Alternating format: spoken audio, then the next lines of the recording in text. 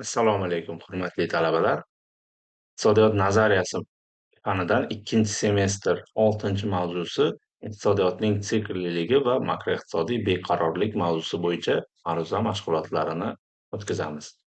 Dastlab mavzuyimizni quyidagi rejalarga bo'lib olamiz. Makroiqtisodiy beqarorlik va iqtisodiyotning sikliligi, iqtisodiy sikl nazariyalari, sikllarning asosiy turlari, inqirozlarning mazmuni va ularning turlari asosida mavzuyimizni yoritib boramiz. Mavzuyimizni batafsil o'rganib, ma'ruza materiallari bilan tanishib chiqish uchun quyidagi darsliklar tavsiya etilgan. Iqtisodiy siklning rivojlanishi umuman vaqti bilan obyektiv qonunlar ta'siri ostida takror ishlab chiqarish jarayonida uzilishlar paydo bo'lishi va bu uzilish iqtisodiyotda nomutanosibliklarni keskin shaklda namoyon bo'lishi hamda iqtisodiy o'sish ketidan doimo tanazzulning namoyon bo'lib turish jarayoni hisoblanadi. Ya'ni iqtisodiyot doimiy ravishda muttasil bir xil ko'rinishda o'sib bormaydi yoki doimiy ravishda tanazzulga uchramaydi. Iqtisodiyot sikl ko'rinishida ma'lum bir muddat o'sish, ma'lum bir muddat pasayish va ba'zan turg'un holatda bo'lishi mumkin ekan. Iqtisodiy sikl tushunchasi bu iqtisodiyotning rivojlanishini bir holatdan boshlanib, birin-ketin bir nechta fazalarni bosib o'tib, o'zining dastlabki holatiga qaytib kelishga qadar bo'lgan davri hisoblanadi. Iqtisodiy sikl demak 4 ta fazadan, 4 ta davrdan iborat. Bu inqiroz, turg'unlik, jonlanish va o'sish, ya'ni yuksalish davrlari hisoblanadi. Ya'ni bu o'sha iqtisodiy siklning fazalari deb ham aytiladi. Quyida demak biz ko'rib chiqayotgan mana bu yerda grafikda keltirilyapti. Iqtisodiyot ma'lum bir cho'qqiga erishgandan keyin, ya'ni to'la bandlik sharoitiga erishgandan keyin baribir yakunda iqtisodiy inqiroz yuz berishi, ya'ni pasayish yuz berishi mumkin va ma'lum bir nuqtagacha pasayishi bu uning o'sha davrdagi aynan eng quyi nuqtasi, eng past nuqtasini bildiradi va keyinchalik iqtisodiyot yana turli xil omillar sabab jonlanishi va keyin yana o'sish va yana keyingi bir cho'qqiga erishishi mumkin ekan. Va bu o'sha birinchi cho'qqidan boshlab ikkinchi cho'qqigacha erishgangacha bo'lgan davrlar iqtisodiy sikl davri deb aytiladi. Va bu iqtisodiy davrlar aynan mavsumiy tebranishlar bilan bog'liq bo'lmagan holatda iqtisodiy faollik darajasining doimiy tebranishlari hisoblanadi. Unda o'sha yuqorida aytib o'tganimizdek, bu fazalarga cho'qqi, pasayish, eng pastki nuqtasi, tub va jonlanish fazalarini ko'rib chiqishimiz mumkin bo'lar ekan. Quyida inqiroz, turg'unlik, jonlanish va yuksalishning ma'lum bir ketma-ketlikda doimiy ravishda takrorlanish holatini ko'rishimiz mumkin bo'ladi. Bu holat umumiy ma'noda ma'lum bir trend, ya'ni o'sish darajasini berib boradi. Oldingi cho'qqi keyingi cho'qqidan pastroq bo'ladi, ya'ni iqtisodiyot doimiy ravishda o'sib borishi aynan cho'qqilarning ko'tarilib borishi, ya'ni milliy mahsulot hajmining muttasil ravishda oshib borishini anglatadi. Ya'ni iqtisodiyot pasayishiga qaramasdan, yakunda keyingi bir o'sish uni ishlab chiqarish hajmini oldingisidan ko'ra ko'proq imkoniyatga, ya'ni ishlab chiqarish hajmini oshirishga imkoniyat beradi. Demak, o'ziga xos xususiyatlariga, ya'ni iqtisodiy davrlarni asosiy makroiqtisodiy ko'rsatkichlarini o'zgarishlarini, o'ziga xos xususiyatlariga to'xtaladigan bo'lsak, bu yerda o'sha iqtisodiyot cho'qqisi bu aynan to'la bandlik sharoitida erishilishi mumkin bo'lgan, ishlab chiqarishdagi quvvatlar to'liq ishlatiladigan, narxlar o'sishi mumkin bo'lgan va iqtisodiy faoliyatning o'sishi yakunda to'xtaydigan jarayon hisoblanadi. Ya'ni iqtisodiyot narxlarning ko'tarilib borishi natijasida yakunda yana iqtisodiy faollikning o'sishi to'xtab qolishiga olib kelishi mumkin ekan.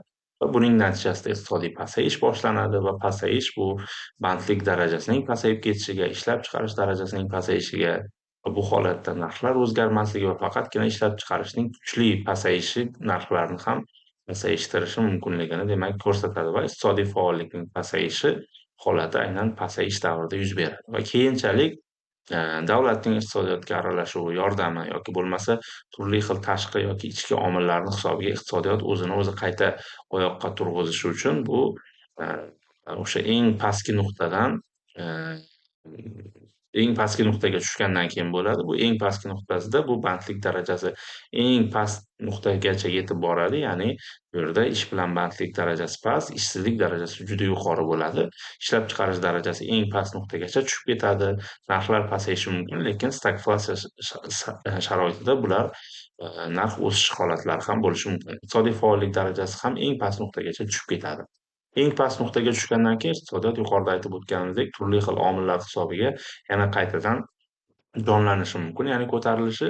Bunda o'sha bandlik darajasi o'sishni boshlaydi, to'la bandlik darajasigacha ko'tarilishi mumkin. Ishlab chiqarish to'liq quvvatlari darajasiga yetishni boshlaydi, narxlar biroz o'sishi mumkin ushbu sharoitda. Iqtisodiy faollik darajasi ham doimiy ravishda o'sib boradi. Bu aynan biz yuqorida ko'rib o'tgan iqtisodiy davr fazalarining o'ziga xos xususiyatlari hisoblanadi. Iqtisodiy davrlarning eng asosiy sabablari nimalardan iborat? Bu iqtisodiy faollikning o'zgarishi. Bunda o'sha taklifning tarkibiy o'zgarishi, ya'ni strukturaviy o'zgarishi va talabning strukturaviy o'zgarishiga asosiy bular ta'sir ko'rsatadi. Ya'ni iqtisodiy faollik talab va taklifning tarkibiy o'zgarishi natijasida o'zgarishi mumkin va bu ham o'z navbatida iqtisodiy davrlarning o'zgarishining oqibati bo'lishi ham mumkin. Iqtisodiy faollikning o'zgarishi aynan yuqorida aytib o'tganimizdek va talab va taklif omillariga to'g'ridan-to'g'ri bog'liq.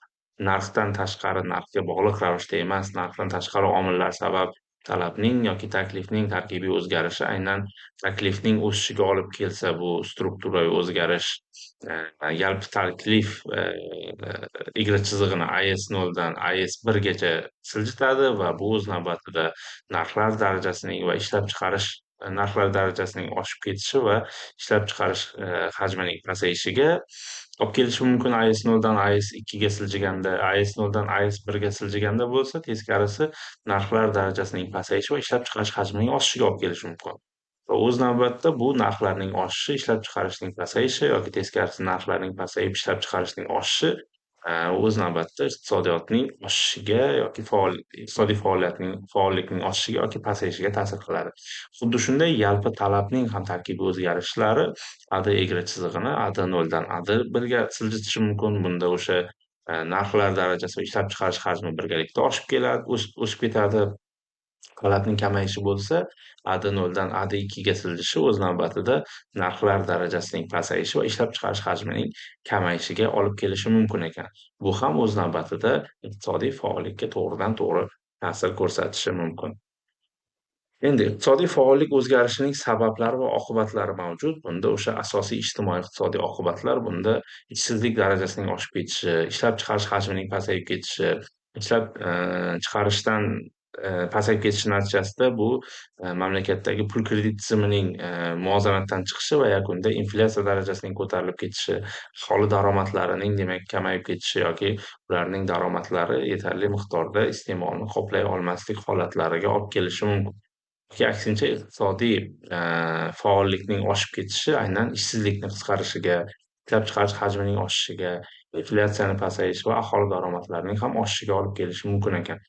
Iqtisodiy davrlar kuchli ta'sir qilishi uzoq muddatli foydalanish uchun tovarlarni ishlab chiqaradigan tarmoqlarda bilinadi. Aksincha, o'sha qisqa muddatli foydalanish uchun tovarlarni ishlab chiqaradigan tarmoqlar iqtisodiy davrlarning ta'siri sezilarli ravishda kuchli bo'lmaydi. Demak, iqtisodiy faollik o'zgarishi natijasida ishsizlik paydo bo'ladi dedik. Ishsizlik o'zi nima? Ishsizlik iqtisodiyotda mehnatga bo'lgan taklif, ya'ni uning talabidan ortiqligi, ya'ni iqtisodiyotda ishchi kuchining ma'lum bir omillar sabab ishsiz qolishi hisoblanadi. Ishchi kuchi aynan ishlayotgan, faol ish qidirayotgan mehnatga layoqatli aholi hisoblansa, u ikkiga, ya'ni ish bilan bandlar va ishsizlar guruhiga bo'linadi. Ish bilan bandlar bu mehnatga layoqatli ishlayotgan aholi bo'lsa, ishsizlar mehnatga layoqatli, lekin ishlamayotgan, faol ish qidirayotgan aholi hisoblanishi mumkin. Bozor iqtisodiyoti sharoitida umuman 100% to'la bandlik, ya'ni ish bilan bandlikga erishish qiyin, imkonsiz. Lekin shu bilan birgalikda to'la bandlik tushunchasi bor. Bu ma'lum bir darajadagi ishsizlikning bo'lishini talab etadi. Ya'ni o'z navbatida tabiiy holatda ishsizlik bo'ladi. Uni 100% bartaraf etish imkonsiz. Bu ishsizlikning normal darajasi, ya'ni ishsizlikning tabiiy darajasi deb aytiladi. Bu o'sha to'la bandlik sharoitida erishilishi mumkin bo'lgan ishsizlikning eng past darajasi hisoblanadi. Quyida demak biz iqtisodiy siklning asosiy turlarini ko'rib chiqishimiz mumkin bo'ladi. Bunda o'sha siklni Kitchen, Jugler, Kuznets, Kondratyev, Forrester va Toffler sikli ko'rinishida bo'lishi mumkin. Aynan o'sha asosiy davomiyligi va xususiyatlariga to'xtaladigan bo'lsak, Kitchen sikli bu 2-4 yil muddatlarda davom etishi mumkin. Bunda o'sha zaxiralar miqdori yalpi milliy mahsulotga ta'sir qilishi, inflyatsiya, bandlikning tebranishi va tijoriy sikllarga olib kelishi mumkin. Juglar sikli bo'lsa 7 yildan 12 yilgacha davom etadigan sikl hisoblanadi. Bunda investitsion sikl natijasida yalpi milliy mahsulot, inflyatsiya va bandlikning tebranishiga olib kelishi mumkin. Keyingisi Kuznets sikli 16 yildan 25 yilgacha davom etishi mumkin. Bunda o'sha daromad, immigratsiya, uy-joy qurilishi, yalpi talab, umuman daromad hajmi keskin o'zgarishi mumkin bo'ladi ko'rinishlarida. Kondratyev sikli bo'lsa 40 yildan 60 yilgacha davom etishi mumkin. Bunda o'sha texnika taraqqiyoti, tarkibiy o'zgarishlar yuz berishi mumkin. Forrester siklida 200 yillik davr qamrab olinishi mumkin. Bunda energiya va materiallarning o'zgarishi. Toffler siklida bu 1000 yildan 2000 yilgacha bo'lgan davrni qamrab olib, sivilizatsiyalarning rivojlanishiga olib kelishi mumkin ekan. Inqirozlarning mazmuniga to'xtaladigan bo'lsak, iqtisodiy inqiroz bu ishlab chiqarish hajmining keskin tushib ketishi holati hisoblanadi. Bunga sabablar o'sha takror ishlab chiqarishdagi beqarorlik, ishlab chiqarish jarayonidagi nomutanosiblik, ishlab chiqarish bilan iste'molning bir-biriga mos kelmasligi, talab va taklif o'rtasidagi muvozanatning buzilishi holatlari bo'lishi mumkin ekan. Endi inqirozni turlari bu o'sha xo'jalik tizimidagi muvozanatni buzilish miqyosiga ko'ra umumiy inqiroz va ayrim sohalarda yuz beradigan inqirozlarga bo'linishi mumkin. Iqtisodiyotdagi muvozanatni buzilishiga ko'ra davriy inqiroz, oraliq inqiroz, muntazam inqirozlarga bo'linishi mumkin. Takror ishlab chiqarish nisbatlarining buzilishiga ko'ra ortiqcha ishlab chiqarish inqirozi hamda taqchil ishlab chiqarish inqiroziga bo'linishi mumkin ekan. Ayrim sohalardagi inqirozlarga to'xtaladigan bo'lsak, misol uchun pul kredit sohasidagi inqiroz bu mamlakatdagi pul kredit tizimining tang ahvolga tushishi bo'lib, bunda o'sha tijorat va bank krediti qisqarib ketadi. Va agar keyingi bir inqiroz, ya'ni biz valyuta inqirozini ko'rib chiqadigan bo'lsak, bunda o'sha milliy valyutaning obro'si tushib ketadi. Bankda valyuta zaxirasi tugab, milliy valyuta kursi tushib ketishiga olib kelishi mumkin. Birja inqirozi bo'lsa, asosan fond birjalari faoliyatidagi chuqur tushkunlik holatlarini ifodalab bersa, ekologik inqiroz bu atrof muhitni eng avvalo inson sog'lig'ini yo'qotish, umrini qisqarishiga olib keladigan darajadagi vaziyatni vujudga keltirishda ifodalanishi mumkin. Tarmoqlar inqirozi bo'lsa, bu ma'lum bir tarmoqni qamrab olib, ishlab chiqarishning tarkibiy o'zgarishi yoki normal xo'jalik aloqalarining buzilishi tufayli yuz berishi mumkin. Tarkibiy inqirozlar bo'lsa, ishlab chiqarishning ayrim sohalari bilan tarmoqlar rivojlanishi o'rtasidagi chuqur nomutanosibliklarni keltirib chiqarishi mumkin. Agrar inqiroz bo'lsa, aynan qishloq xo'jaligidagi inqiroz, iqtisodiy inqirozlar hisoblanishi mumkin ekan. Shu bilan bugungi mavzuyimiz tugadi. Ushbu mavzu yuzasidan savollaringiz va fikr-mulohazalaringiz bo'lsa, quyidagi keltirilgan elektron pochta manzillari orqali bog'lanishingiz mumkin. E'tiborlaringiz uchun rahmat. Salomat bo'linglar.